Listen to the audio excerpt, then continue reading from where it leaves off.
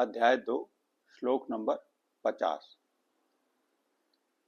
बुद्धि युक्तो जहाति सुकृत दुष्कृतो तस्मात् योगाय युजुत्सु योगः कर्मसु कौशलम। अर्थात समत्व बुद्धि योग में स्थित हुआ पुण्य और पाप को इसी लोक में त्याग देगा। और इस योग समत्व बुद्धि योग के लिए प्रयत्न कर हे अर्जुन। जब तू इस योग में स्थित हो जाएगा तो योग है कर्मसु कौशलम। तो जो तेरे जो कर्म है ना उनमें कुशलता आ जाएगी। जो भी तू करेगा, जो भी तेरा कार्य है उसमें कुशलता आ जाएगी। अब इसकी श्लोक की थोड़ी व्याख्या करते हैं। ये जो बुद्धि योग है ये ही कर्म योग है, यही समत्वम योग है।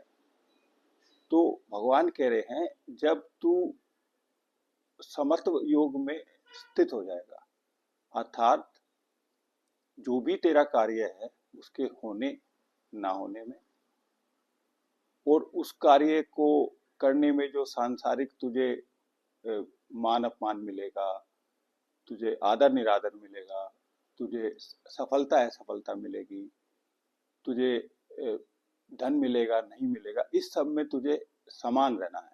ये समत्व योग है। जब तू इस योग में स्थित हो जाएगा तो ये सुकृत दुष्कृत, पुण्य और पाप, पुण्य हमें स्वर्ग दिलाते हैं, पाप हमें नरक दिलाते हैं।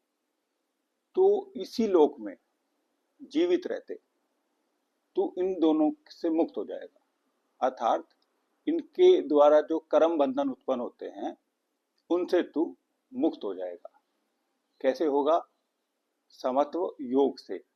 समत्व योग से, कर्म योग से, बुद्धि योग से।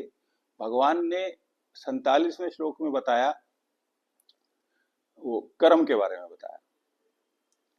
फिर 48वें श्लोक में योगस्थ, उस कर्म योग में स्थित होके।